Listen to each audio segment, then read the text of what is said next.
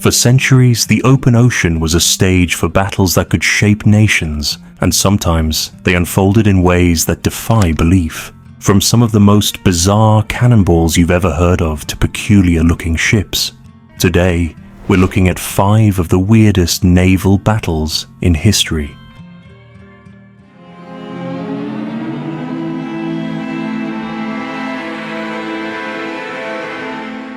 After his defeat by the Romans at the Battle of Zama in 202 BC, which marked the end of the Second Punic War, Hannibal Barca, Carthage's most formidable general, found himself without a command. Choosing voluntary exile, he roamed the east, ready to lend his tactical genius to any ruler in need.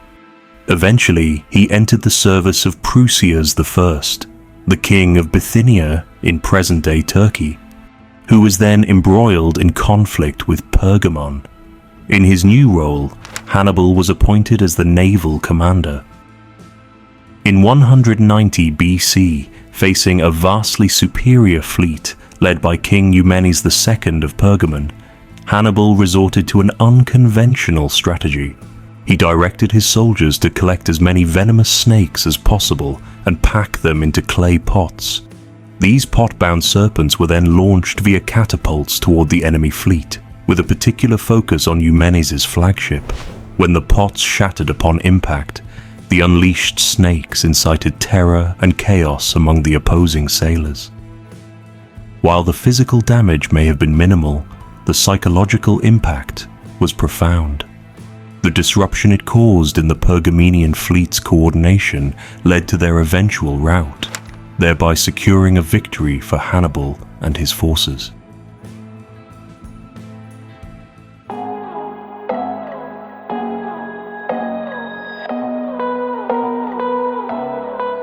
Uruguay, South America's second smallest nation, won its independence from Spain in 1811, only to see that freedom snatched away by its massive northern neighbor, Brazil. Although Uruguay finally regained its sovereignty in 1828, its internal strife during the 1860s attracted external powers eager to profit from the chaos. During the Guerra Grande, Argentina and Brazil supported rival factions. While the Brazilian Navy was active at sea, one of its vessels clashed with the Uruguayans.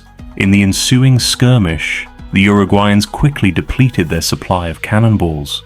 Resourcefully, their captain ordered that the stale Dutch cheese, originally intended only as rations, be brought forward.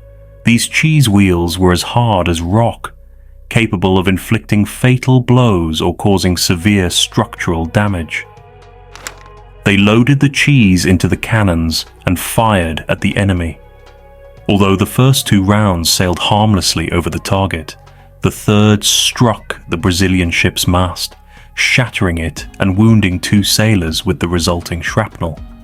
A further volley of cheese projectiles forced the Brazilian commander to retreat, unwilling to endure the humiliation of losing a ship to cheese.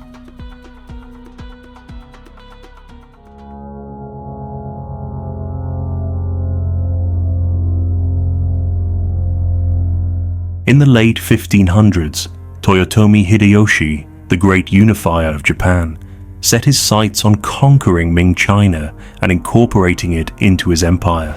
However, Korea's strategic location made it an unavoidable barrier on the path to the Chinese mainland.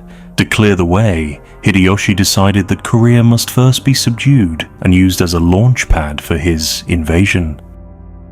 Between 1592 and 1598, Hideyoshi deployed his formidable forces against Korea. His troops, a mix of expert samurai and matchlock-armed soldiers, swept through the Korean defenses on land. Yet, on the water, the situation was markedly different. Korean Admiral Yi Sun-sin had engineered a remarkable warship, a coastal galley encased in a shell resembling that of a turtle, complete with sharp spikes. This turtle ship not only shielded its crew from enemy projectiles, but also thwarted Japanese boarding attempts. There is debate over whether the ship's shell was reinforced with iron, which, if true, would make it the first true ironclad in history.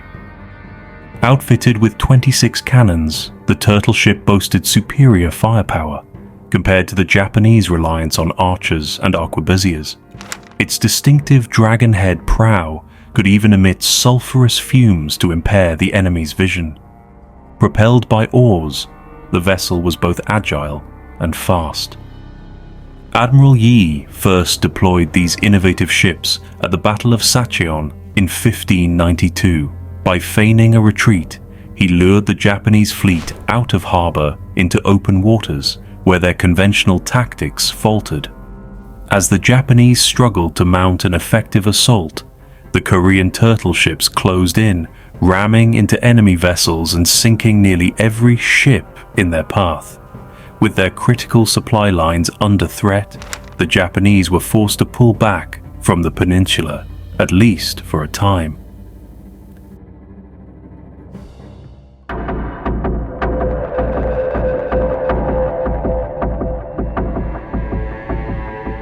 On February 27, 1942, during the Battle of the Java Sea, the Imperial Japanese Navy delivered a crushing blow to the Allied fleet.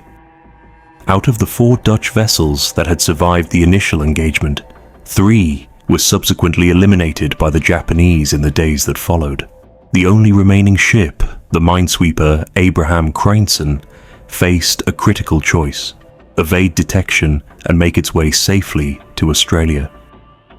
Realizing that its slow speed and light armament rendered it vulnerable in any direct encounter, the crew understood that staying hidden was essential.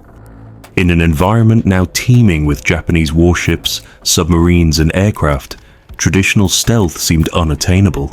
Desperation led them to an ingenious solution. They transformed the Craneson into a floating island, camouflaging it among the natural islets scattered throughout the region. The crew draped the vessel in local vegetation and painted any exposed surfaces in shades of grey to mimic the appearance of rocks. Aware that the Japanese would be wary of a moving island, they resolved to remain motionless by a nearby shore during daylight, relying on the disguise to confuse the enemy. Then, under the cover of darkness, the Craneson would slowly and quietly slip away, inching ever closer to the safety of Australia.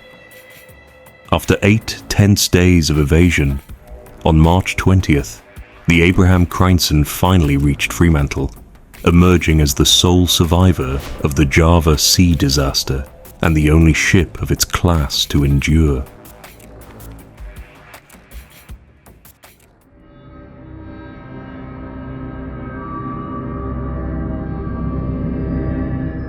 During the Revolutionary Wars, France was determined to spread its principles of liberty, equality, and fraternity across Europe by supporting insurgents intent on overthrowing the Dutch Republic. In the harsh winter of 1794-95, the Dutch fleet, consisting of 14 ships, found itself trapped in the frozen waters of the Maasdiep Strait near Texel Island amid a violent storm. News of this dire predicament reached the French, who quickly informed their ally, Dutch Admiral Johan Willem de Winter. In response, de Winter mobilized his forces, infantry, cavalry, and artillery, and landed them on January 22nd, where they set up camp for the night. Alarmed by the sudden appearance of troops, the fleet's captain nearly ordered the ships to be scuttled. However, the situation took an unexpected turn when word arrived that revolutionaries had seized control of the government, bringing a ceasefire into effect. Seizing the moment, the French Hussar cavalry advanced over the ice to project strength and intimidate any potential resistance. With the ceasefire in place, the Dutch quickly lost the will to fight and surrendered without further incident. While this encounter might not have been the grand battle later celebrated by French propagandists, it remains the only recorded instance of an entire naval fleet capitulating to a force of mounted cavalry. If you enjoyed this exploration into history's most unconventional naval clashes, be sure to check out our other naval-themed videos on your screen now. And if you've made it this far, please consider subscribing to our channel. It really helps us keep uncovering these incredible stories. Thank you for watching, stay curious, and we'll see you on the next one.